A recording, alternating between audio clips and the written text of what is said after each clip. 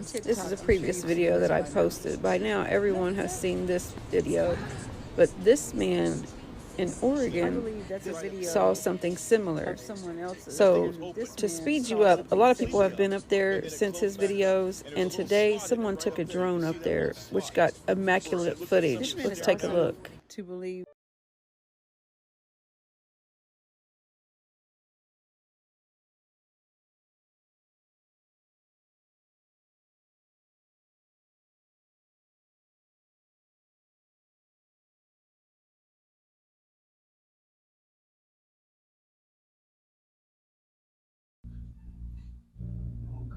Wow! Oh my god! Oh, this is insane. You see, we have been showing videos of this guy and some people that have been going there trying to make contact with whatever creatures that are on the other side of the stone, as some people say, because they believe they are. And it's very creepy, man. If you think that maybe there are some other creatures on earth other than humans and the normal animals, I mean, other creatures with intelligence just like us. Oh, it's crazy and incredible. They must have the information that would be of use to us. Huh? I'd like to know. Please share your thoughts on all that, man. This resident in Saudi made sure to cover his neighbor's cars before painting his house. Oh my god. Yeah. This is incredible. You see, these are some good vibes people. Oh no, what's happening there? Everything in the universe is a vortex. There's no straight line. Nothing moves in a straight line. That's something we learn and we think, but there are no straight lines. Everything is curved. And when you come to energy, it also moves in a vortex. You look at the galaxies, the stars, everything moves in a circle. The earth revolves, everything moves. Energy moves in a circle. Oh. So this question comes out a lot, but hopefully this will help. This is a globe. It's got everything, all the continents, everything on it, right? So when we get it down at the right angle, now all you do is see pretty much Africa. Hope this helps. We're in 2023, right? We're only getting more advanced, right? So at some point, we're going to get the actual truth instead of the falsehood of all the lies created about our world, right? They found another advanced world? When? Run that video. Comment below. Do you know about this too? They found another advanced world just outside of Antarctica. They don't want us going there. Once you understand, there's more land beyond Antarctica. What's another word for more? Extra. What's another word for land? Territory. Put that together in a word, extraterra. If somebody came from the extraterra outside of Antarctica, we might call them an extraterrestrial from the outer space. These people inside the Hollow Earth have been living there for 2,500 years. There is one continent inside the Earth and one ocean. Their capital city is built around the original lost Garden of Eden. The vegetation grows like a paradise. The people live to be up to 800 years old. They communicate with telepathy. The inner Earth people have built these androids that fly their flying saucers out to reconnoiter the outer Earth. Our government has been knocking flying saucers out of the sky and back engineering these flying saucers. The people that live in the Hollow Earth are not extraterrestrials. They're from the lost tribes of Israel. Oh my god, what do you think is beyond Do this you want to one? know if someone's truly living a spiritual life? This is how you know. Jesus says, seek first the kingdom of God and his righteousness. But he doesn't say that until after he says something earlier in Matthew chapter 6, which is when you fast, do it this way. And then a few verses later, when you pray, do it this way. And a few verses later, when you give, do it this way. And then he ends, seek first the kingdom. How am I seeking the kingdom of God? Jesus assumes you're seeking the kingdom because you're fasting, you're praying, and you're giving. When we fast, we deny our flesh. We look for God's will, not our own. When we pray God's will, not our own. When we give, we're seeking God's will to be a blessing to others, not for ourselves. Are you living for God, for his kingdom, for others, through praying, through fasting, through giving? That's how you know if you're spiritual. Huh. Okay, that's interesting. This one gentleman, he didn't have any plates on his car, and they called him into the court. And he was standing in the hallway, and the prosecution said, "Would you come over here, sir? I'd like to talk to you." He came in the office, and he sat down. And this party said to the prosecutor, "What can I do for you?" And the prosecutor said, "Sir?" He said, "What can I do for you?" He said, "Well, it's not what you can do for me. I'm the prosecutor. What do you want to do in this case?" "Well, I assumed there was something I could do for you. You called me in here." "Well, what do you want to do? How do you want to plead on your case?" "Well, I don't intend to plead, sir. I intend to answer in the form of a demurrer, such that I do not acquiesce to quasi-jurisdiction, because that's an issue to be brought up in my pleadings and briefs to file with the court." The guy's mouth was on the ground. He said, "Are you an attorney, sir?" He says, "No, I'm a truck driver." The guy absolutely was in a panic. I had the same gentleman later, he was working as a bricklayer, and he did the same thing. Told the prosecutor he was a bricklayer, and the guy's jaw was on the ground. See, they don't anticipate that people that are in other jobs other than theirs have any brains. And it blows their doors off when all of a sudden this bricklayer or this truck driver can come in and argue law, and all of a sudden it's like, shoot, this guy is good. I have to treat him like he's an attorney. So what did this guy do? The first thing he does out of the chute, he walks up to the judge and he tells the judge, he says, "Judge, I'm going to dismiss this case." Because he realized he was going to get hammered. And my guy says, "He can't do that. I took day off work to come over here and battle." I told him, I said, "Shut up, sit down and relax. You won. Don't say nothing. You won." And the judge broke out laughing because this guy didn't want to quit. The judge turned to him and he said, "Well, evidently the prosecutor doesn't want to proceed, sir. I'm going to have to dismiss the case. He is the complainant." "Can he do that, Judge? He can't do that. I'm here to battle. I want to go. Let's do it." And the judge laughed again. He says, "Well, apparently, sir, I cannot sustain a complaint that is not properly before the court. Counsel for prosecution has entered a motion to dismiss, and I have no other option but to dismiss. Now, if you want to countersue him, that's another case." "Well, I'll do that. I'll do that." In the meantime, I told him, "Will you be quiet and submit your bill?" "Submit your bill. You won. Submit your bill for your damages." So he did. He said, "Well, I'll submit my bill then, Your Honor, for my costs and fees for having to defend this frivolous case." And the judge smiled, because people don't usually do that. But if you win, they are required to pay you. That's the rules. If you lose, you pay. So the bottom line is this. When you file your papers and they turn around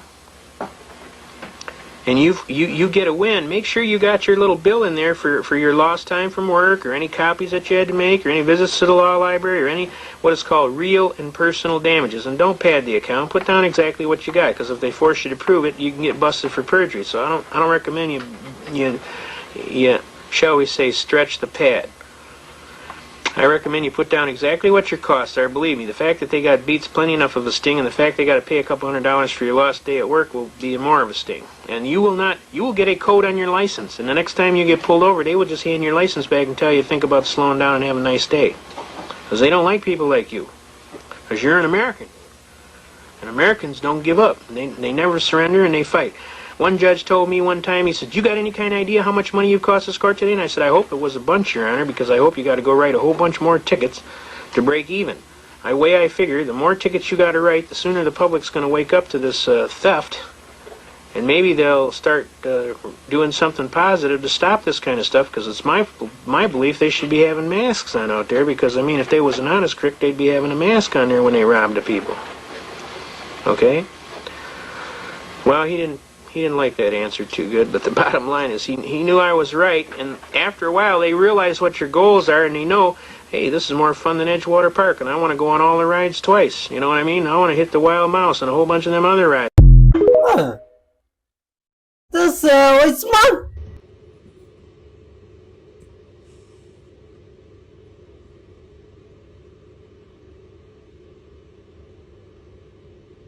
Ha! Oh my God! What is that thing there? Is that a ghost or some puppet? Ah! Oh, man! Does anyone want to look up on Google for me real quick? Sure. How far can the human eye see? On a clear day, up to 3 miles. Now, David, I would like you to look up how many miles away is the moon? It's 238,900 miles. 238,900 miles. Now, does anyone want to tell me which number is greater? Answer. How in the world are we out here seeing the moon when we can only see 3 miles on a clear day? Because that 3 mile value is not the limit of the human eye, it's just how far we can see when we're stood at sea level because of the curve of the Earth. If you want to talk about the ability of the human eye to see something, you've got to talk about angular resolution. For the human eye, that is around 1 arc minute, which is 0.017 degrees. The moon has an angular resolution of about 0.5 degrees. So that's why we can see it. Wow! Oh, that's a good explanation. Surprisingly, contrary to popular belief, your life and the world, your world, is not here to make you happy. So what is it here for? To make me unhappy? Well, it can do that easily, but it's here to awaken you. Huh. Okay. Neil, someone lives here, mate. Neil, someone lives here.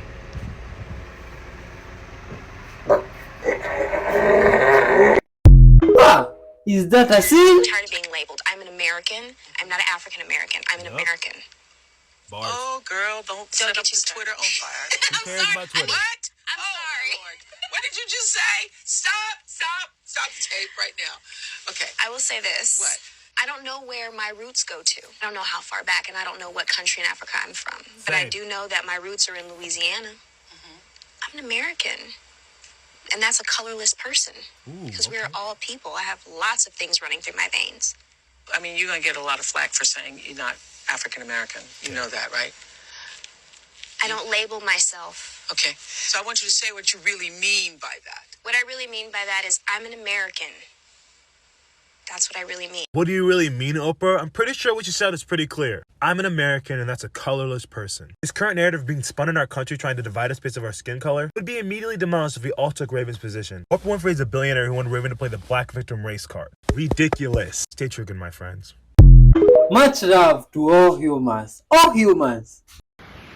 So I got a new word for you. I'm deeming this phase we're in awkward disclosure. So what is going on in the government right now? It's wild. So what we're seeing happening is the government we're past the denial phase, but we're not quite to post-disclosure. Right now we're in that transition, that awkward phase where they have to come out and say, we have stuff, but we're not going to tell you what we have, and we're not going to get specific. We're going to act stupid, okay? And why are they doing this? So they're doing this because they know the clock is ticking and disclosure is happening super duper fast. So what they're doing is scrambling right now to put protections in place. Amnesty, eminent domain, all of these rules and laws and provisions that will protect them and all of their defense contractors that they've been giving all this non-human intelligent technology to. And they know that basically the cat's out the bag and it's about to happen really, really fast. And they want to make sure they're protected because they've committed crazy ass crimes against humanity. They've been lying to the American public for 70 plus years. They've been lying to the world. They have been hoarding this exotic technology. And everyone knows this. They know it, we know it, everyone knows it, but they've been denying it for all this time. Now, all of a sudden, if you've noticed, over the last few years, especially over the last few months, they're coming out and saying all of these things. They're coming out and saying that they have crap. They're coming out, they're having whistleblowers like Grush come out, and they're not silencing him. They're not even like really going after him aggressively. And they normally are pretty aggressive about this stuff. They're allowing these people, lots of them, to get in line and say, here's what I know. Yes, we have craft, we have bodies, we have technologies, you know, they're at, you know, Wright-Patterson Bates, they're at here, they're, you know, people are making documentaries and writing books and doing interviews and whistleblowers, and they're kind of allowing this. For the longest time, they squashed everything. Now they're allowing it.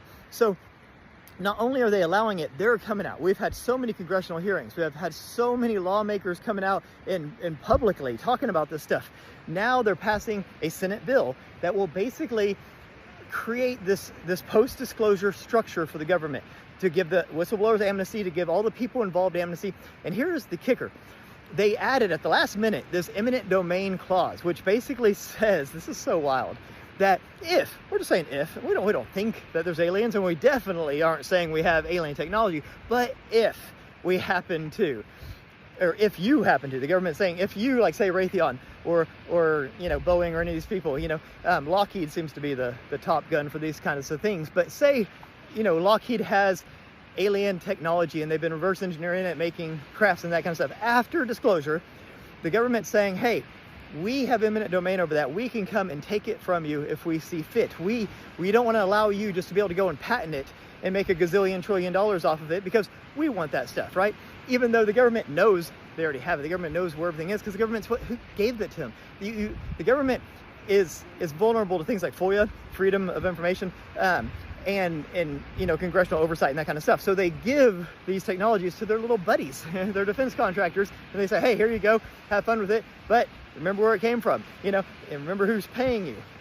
So they put this eminent domain clause in there saying that if they find out that any of these people have this exotic technology, they can come and take it from them, right?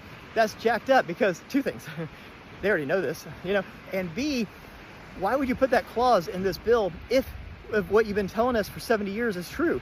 Y'all don't have alien technology. There aren't fucking aliens. Like, you're crazy. If you even say that, you're a tinfoil hat nut job, and we're going to smear you and ruin your life, especially if you were ever in the government or military.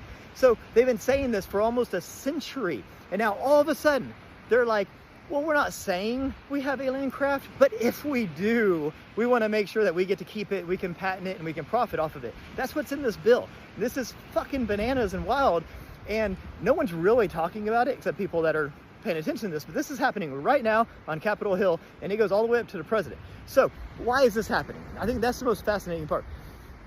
They've successfully squashed all this for 70 plus years. They did it by basically saying that these crafts emit radiation, therefore we can put it under the Department of Energy, and we can keep it quiet the same way they kept like the Manhattan Project and all that stuff quiet. That's why they've been so successful at keeping all this stuff from us, is because same way they're able to develop nuclear weapons without anybody knowing. They put it in the same Department of Energy, and no one goes to look at the Department of Energy. We're always looking at NASA and the Navy and the Air Force and that kind of stuff. But it really seems like the Department of Energy is the leaders on this stuff, right? So they've been able to squash it for all this time. Now, all of a sudden, they're coming out and just generously starting to tell us these things and put these rules and laws in place that will give them amnesty and eminent domain and protections and all this kind of stuff. So why are they doing this? Not out of the goodness of their own heart. We know that. This isn't our first rodeo, guys. So why would they be doing this? Well, there's only a couple scenarios. One scenario is that our adversaries have this stuff too, and they're worried about them disclosing what they have and then us having to scramble and like do all the stuff at the last minute, like these protections, these clauses and stuff, right? So they're kind of getting their stuff in order in case somebody else discloses first, right? That way they're not scrambling, okay? That makes sense. Another alternative, a little scarier, is that this timeline is not on our control, meaning the ETs are the ones dictating the timeline, that maybe there's an ultimatum, maybe they gave them a deadline, maybe they said, hey, we're about to come and say hi, so you might want to get your shit in order. You know what I mean? So that's a very real possibility. There's a third, scarier one. I don't like to do doom and gloom, but there could potentially be some sort of a inevitable event, cataclysm, catastrophe, occurrence, invasion, visitation, anything. There could be some sort of an inevitable event that's happening, and maybe the ETs that are on our side need to come down and help us or prepare us or be seen or team up or something, and we have to begin this process of understanding and realizing that there is a non-human intelligence that is engaging with humanity and probably always has been.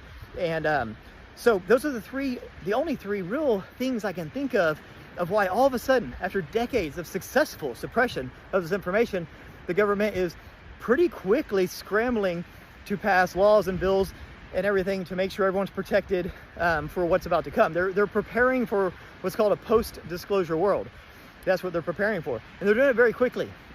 That makes me think this is not on their timeline, because they have been slow as hell. I mean, they haven't had any urgency to this for the longest time. And now I understand we have whistleblowers and leaks and everything, but I'd be surprised if they weren't somehow even coordinating or at least allowing these whistleblowers and leaks to come out, because it's kind of helping push this timeline and agenda. So all arrows point to, they're not doing this out of the goodness of their own heart. They're not doing it for fun. They're doing it because something is forcing their hand to do this, and they understand that they better get on the other side of this and protect themselves, because it's about to get crazy. Can you just imagine if one day in our near future, because the president will have to be the one who discloses that we have non-human intelligent interactions with the military and the government. So the president, hopefully it's not our bumbling idiot we have there now, but the president will be the one who will have to say, hey, America, hey, world, yeah, there's aliens.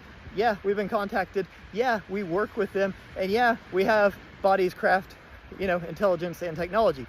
It'll have to be the president. And that will send shockwaves and ripples around the whole world like you can't even fathom. I mean, nothing like that has ever happened. It will be insanity. And the government has to make sure that they're protected. All these people, all the defense contractors, all the whistleblowers, all the lawmakers, all the Senate, all the Congress, every past president that knew all this stuff will have to be protected. And that's what they're doing right now. They're getting all their legal stuff prepared. So this signals to me something's coming. I know people keep saying they're jaded and, oh, they've been talking about this forever, it's never going to happen. Nothing like this has ever really happened. We're at a new step, a new stage of intensity here. And I know they're going to disguise it and say, oh, it's all about transparency. We just want to be transparent. No. So it'll be interesting to see what exactly is behind this awkward disclosure, because there's no other way to say it. They look stupid out there right now. They look ridiculous. They look like they don't know shit about shit, but we know better than that. They know what's going on. They know everything. They just don't know how to tell us. They're taking these steps. Right now we're in the awkward phase. Next comes disclosure, and then comes post-disclosure and probably open contact with at least one race of ETs. Buckle up. If you thought 2020 was crazy, and then 21 and 22 and 23 is nuts, oh my God, 2024 is going to be insane, friends. But it's okay. I think good, positive comes on the other side of this. It's an enlightenment. It is a grand ascension of the human species if we can accept it and manage it and embrace it. But anyways, it's getting wild, guys. Let me know, what do y'all think about all this, and have a beautiful day. Peace. Oh, good people. See, that guy has an amazing school of thoughts, you see, and he has ideas that he is speaking about and he thinks about them. You see, that's what you were saying and what you have been seeing here in our episodes and videos. Mostly of what he's saying, and it's almost aligning, you see. And I'd like to hear your thoughts about all that you were saying, and all those videos, you see. Leave a comment there, say something, hit the like button, and send some love from wherever you are. You're all good vibes people. Watch till the end and help spread this message of love. Big up to all the guys in the comment section, doing some good work there, commenting. You are loved and respected. May the universe reward you guys generously. All of you, even the ones that have been watching and maybe hitting the like button or not leaving a comment, you are loved. Watch till the end, you see? Let's keep watching. Good vibes. POV. What happened if you drop your cam into the deep ocean?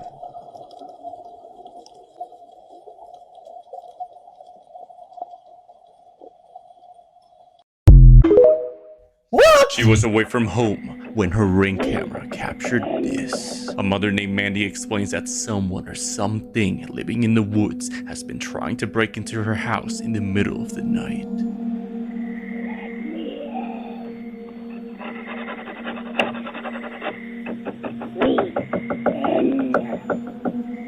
Worried for her family's safety, she installed security cameras in hopes of capturing this individual. But after many recordings of this strange person stalking her family, one night in one of her kids' bedroom, someone can be seen on their second-story window trying to get in.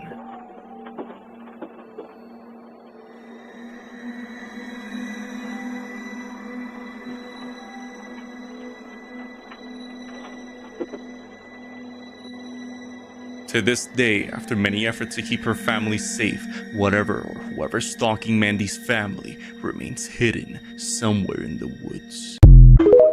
Oh my God, what is that from the woods?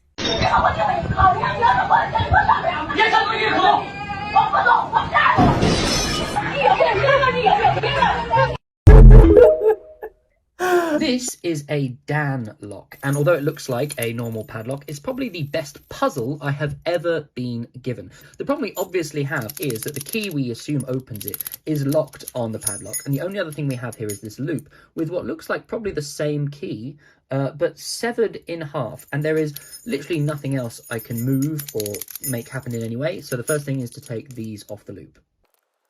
So there's the bottom half of the key, and this is the top half of the key, which if we try and put it in the lock, it does absolutely nothing at all. So this is the plunge moment. Do we want to take the risk of putting this tiny little thing into the keyhole? Bear in mind, we might never, ever, ever get it back. And the answer is, yeah, of course we want to do that. Of course we want to give this a go. So we put that in there like that. And then we can use the rest of the key to push it down and hopefully twist it. And of course, it does open. And you might think, oh, that wasn't as hard as you'd think. How are you going to put it back together? Because a lot of these puzzles are actually not just how you take them apart, it's how you put them back together. And you know I hate to make you wait for a part 2. Why would I ever do that? So let's do it now. Okay, so the solution here is we need to look closely at this. Because what we actually have the problem is right now is we can't get the little key out. So there is a way. If we look at this and we turn this bit here the opposite way to the way you would normally unscrew something, what we get is this little tool. And this little tool can be put into this gap here. Oh, what's that? What's that? What's this vibration? Wow. Okay, so we're going to put that in there. And if I just do it just right, it should let me pop that out. And there we go. So first of all, let me just screw this back up. Okay, now the next problem. So it would be so easy, of course, to put this in, use our big main key, and lock it up. But the problem here is that you can't actually have the lock open, right, and still take this key out. So how are we ever going to get this back onto this loop up here? There is a really, really clever solution to this. So what I figured out you could do is what we can do is we can use, well, let's open it up again. We can turn this key and put it in the lock the opposite way to the way we normally would, that way around. And it still lets you do a little, just at the right spot, lets you do a little quarter turn and still take it out. A little quarter turn. So I can now put that on like that. Let's put this loop on as well while we're at it. Close it up. It's not locked yet. And then use the half key to put it back. And there we go. We have it locked. All I need to do is put these two back on the loop. And there you go. That is the Dan lock completely solved. See you next time on Unlocked. Oh, drink such a fun rock. I worked at a mental hospital for 2 years, and while I was there, there were these 2 patients that were inseparable. Their names were Mary and Tom. While they were walking by the hospital swimming pool one day, Tom decided that he was going to jump into the deep end and sink to the bottom. Now, Mary jumped in to save him, and she swam all the way to the bottom and picked him up. Now, when the medical director found out about this, he ordered for Mary to be discharged from the hospital immediately. At that time, he considered her mentally stable because of her heroic act. Now, they sent me to tell Mary the news, so I went into her room and I was like, Mary, I got good news and bad news for you. Says the good news is you're being discharged because you were able to save another patient's life. Then I said, I hate to tell you this, but the bad news is Tom decided to hang himself in the bathroom with his bathrobe. I looked at her and I'm like, I'm so sorry, but he's dead. And that's when she looked at me in my eyes and says, he didn't hang himself. I put him up there to dry. Oh my god. That's worse. I spotted a rare white rabbit on my morning walk.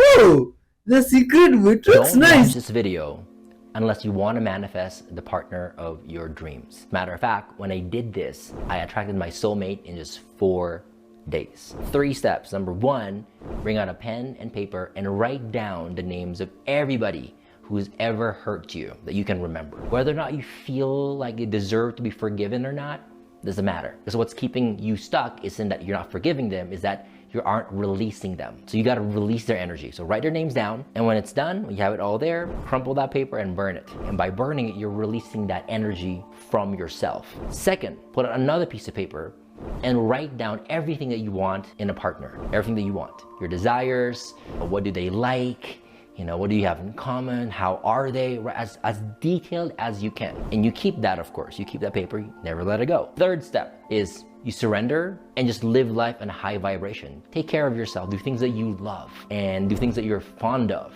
that makes your heart sing. And what ends up happening is when you're in a higher vibration, your partner actually will find you at higher vibrations because manifestation happens faster at higher vibrations. Therefore, whoever's looking for you right now will find you if you do just 3 steps. Wow, that's incredible. Okay. Iron does not exist naturally on planet Earth. It exists in the rusted state, and so you will see, when you see red soils like in Devon or in Herefordshire, that is because there's a high iron content, but it's all oxidized. It's not metallic iron. Iron wants to decay. It wants to break down to its stable state, which is oxidized, which is rusted, which is why I think why iron rusts. So he said, if you're going to encourage young plants to grow, it's a bit crazy to use a metal to cultivate the land that's in a process of decay. So he looked for alternatives, and the alternative he came up with was copper or bronze. And copper exists naturally in the earth. It's friendly to the earth. Here, for example, this, if you can see this little lump here, which is absolutely tiny, if I put it up to the camera, this is a lump of native copper. This was found in the ground. It exists naturally. They have found huge pieces of copper in some copper mines. Not all copper is native. They do also process it from copper ores, but it can exist naturally on the planet. When you are working in the soil, when you are working in the garden with them, you're not fighting the garden, you're working with it. It feels like you're on the same side. Yeah, it's not intrusive. I said that iron was in decay and copper is not in a process of decay. Victorians had their stair rails and door handles made of copper alloys, normally brass, because it's antimicrobial. Ah, oh my God. Ah. This is why the Bible says, do not repay evil for evil, but rather repay evil with a blessing. Watch this. I end up knocking on a lady door and she come out and just start snapping on us. As soon as she saw me and the guy, she was like, get off my property, whatever you're selling. I'm about to call the police. You do not. But she just snapped on us, you know what I'm saying? And I said like 2 or 3 things. I was like, well, I'm sorry to bother you, ma'am. Jesus didn't sell everybody. We're going to see you around like a donut. So before she closed the door, she was like, what did you say? I was like, well, I'm sorry to bother you. Jesus didn't sell everybody. We're going to see you around like a donut. And then she smiled and a tear dropped her eye. And she was like, you know what? She was like, you a Christian? I was like, yes, ma'am. She was like, I apologize for the way I came off at you. Today, just not my day. I wasn't looking to buy anything from a salesperson. I just got some bad news that I just lost my son in a car accident. And I was like, well, I'm sorry to hear that. Moment of silence for your son. And we just like did a little, you know, like a moment of silence for her, you know what I'm saying? And then after we got done, we was really about to leave, you know what I'm saying? And then she was like, so what are you out here doing? I was like, I thought you never asked. I was like, we with a youth program. We out here selling this cleaner product. I'm training these guys how to do the right thing like Spike Lee. Thanks for not biting my head off. And then she just started laughing. She was like, you know what? I like your attitude and you out here in the rain. She was like, do it clean carpet because I got this spot on my carpet. I was like, yes, ma'am. She was like, if it clean this spot off my carpet, I'm going to buy it. So she let us come in the house. As we walking in her house, I see she had a gun on the table. And I'm like, well, don't shoot, man. We just the good guys. She was like, no, let me tell you, right before you knocked on my door, I got the bad news that my son died in a car accident and I was just about to blow my brains out. She was like, but by your spirit and your attitude, you just changed my whole like energy and everything. And she ended up buying a bottle, and me and this lady still friends to this day. She got a real estate company doing good for herself. I ain't talked to her in like probably like a year or two. Last time I talked to her was like the end of 2021. Yeah. But it's just to show you that you never know what someone's going to. What if I would have been a nasty salesperson with a bad attitude because she snapped on me? You know what I'm saying? 2 wrongs don't make a right. And just off of that, you know, I was able to uplift this lady and save the life. You know what I mean? So. Oh, please peace and from wherever you are, man. Good What is the one vibes. spy trick you would teach everyone that they can use to improve their life? The most important spy trick to change everything immediately is something called perception versus perspective. We all look at the world through our own perception. My dad used to tell me, my stepdad used to tell me that perception is reality. And I was arguing this with him when I was 14 years old. I told you so, Dad, you're still wrong. But perception is your interpretation of the world around you. But it's unique only to you. There's no advantage in your perception. That's why so many people find themselves arguing all the time, trying to convince other people of their own perception. The way that you win any argument, the way that you get ahead in your career, the way that you outsell or outrace anybody is when you move off of perception and move into perspective. Perspective is the act or the art of observing the world from outside of yourself. When you shift places and get out of your own perception and into someone else's perspective, now you're thinking like them, which is giving you an informational advantage. But you know what they're all doing? Everyone else out there? Wow, that's interesting, man. It's a strange story that I've told many times, but I'll tell it again for those who haven't heard it. When I went on this field trip with this camp that I was a part of, we went to this pool and all the kids were in the pool swimming, but I didn't know how to swim, so I was just chilling outside with one of the camp leaders. I went to that summer camp for like 5 years, 4 or 5 years in a row. And so I was very familiar with all the camp leaders. To this day, still remember their faces and their names. But this dude in particular, he was only there for like a few weeks. And he was strange. He always wore sunglasses and he had like blonde hair, super blonde hair and like pale skin. So looking back on it, I feel like he was, have you heard of the tall whites, the Nordics? You've heard of them? Yeah, I think he was one of those. He sat me down because I didn't know how to swim, so he was hanging out with me. And for whatever reason, he starts talking to me about the Bible and the book of Revelation and tells me, he sits me down at 8 years old and he says, Eddie, one day there's going to come a time in your life where the governments of the world are going to create the mark of the beast and they're going to try to push it on everybody. And he said, first they're going to try and do it politely, advertise it. And then slowly they're going to create something that makes it so that you have to get it. And then eventually they're going to just force you to get it. They're going to knock on your door and force you to get it. And I remember this part. He looks at me and he says, Eddie, it is better for you to die and not take the mark of the beast than to take it. Tell him. Tell him. Let me see. My big teeth are coming in. Oh. How to get divorced in 10 seconds. Let's see. Generates electricity. That's copper wire. That's a loop of copper wire. When you put the magnets through the copper wire, it generates electricity. The faster you do it, the more electricity is generated. Magnets generate electricity. I'm surprised not more people know that. But there you go. That's how you generate electricity. Like, you could go like that all the time, but it'd be easy if you could get something else to spin the magnets to generate electricity. That's what I'm trying to do. I'm trying to generate electricity, but you know, with very low wind speeds. That's why I tried this design. But as you can see, the aerofoil works best because it spins at very low wind speed. That's because the blades are shaped like an aircraft's wings, so they'll spin faster and faster even in a very low wind speed. Now I could make just a very small version of this, but I'm just curious to try out different shapes, power some lights in the garden. You know, I'm not planning to power the house with it or anything like that because it's too unpredictable, but I don't know, it's an interesting little experiment.